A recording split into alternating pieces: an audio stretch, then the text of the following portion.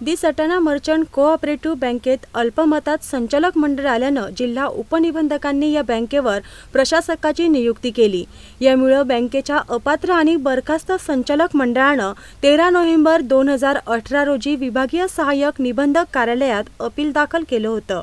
या अपीलावर 1.5 महिन्याच्या कालावधीत 14 ते 15 तारखा देऊनही अपीलाची सुनावणीची फाईल बंद करण्यात आली।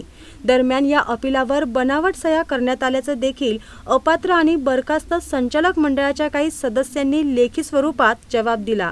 तरीही बेकायदेशीर अपील चालवण्यासाठी प्रयत्न केला जातोय। या संदर्भात विजय भांगडिया यांनी अधिक माहिती दिली। प्रकार असा आहे सर, सटाणा मर्चंट कोऑपरेटिव्ह बँकेमध्ये अल्पमतात संचालक मंडळ आल्याने जिल्हा उपनिबंधकांनी 3 नोव्हेंबर 2018 रोजी प्रशासकाची नियुक्ती केली। प्रशासकाची नियुक्ती झाल्यानंतर अपात्र संचालक व बरखास्त संचालक मंडळाने विभागीय निबंधक कार्यालयात अपील दाखल करताना सदर अपीलावर व ॲफिडेव्हिटवर त्याच्यानंतर नोटरीवर बनावट स्वाक्षरीने अपील दाखल केले।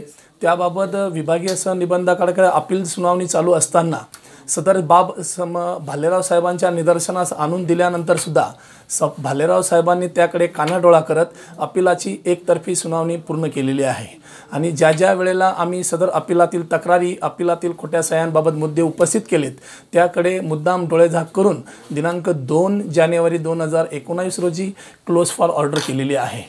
सर्वात महत्त्वाचं, ज्या अपीलावर 15 लोकांनी सह्या केल्या होत्या त्यातील 3 संचालकांनी ह्या सह्या आमच्या नाहीत, आमच्या कुणीतरी बनावट सह्या केलेल्या आहेत, आम्ही कुठलाही वकीलपत्र दिलेलं नाही, कुठलीही सही केलेली नाही, या अपीलाशी आमचा संबंध नाही असं स्पष्टपणे कार्यालयात येऊन लेखी जबाब दिलेला असताना सुद्धा बेकायदेशीर अपील चालविण्यासाठी भालेराव इच्छुक का, हा मोठा प्रश्न या ठिकाणी निर्माण होत आहे।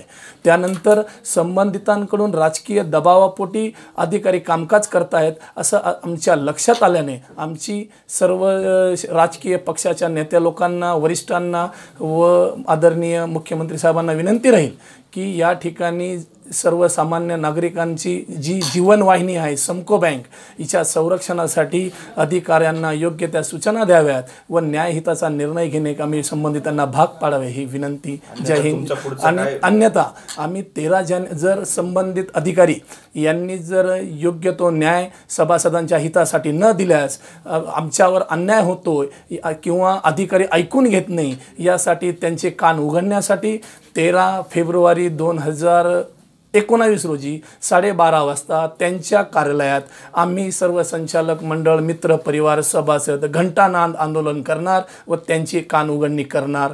बनावट अपील दाखल करणाऱ्या अपीलार्थींवर तत्काळ गुन्हे दाखल न झाल्यास विभागीय सहाय्यक निबंधक कार्यालयात 13 फेब्रुवारीला घंटानाद आंदोलन करण्यात येणार असल्याचा इशारा देखील यावेळी देण्यात आला। वेद न्यूजसाठी सिनियर करस्पॉन्डंट कमलाकर तिवडे, नाशिक।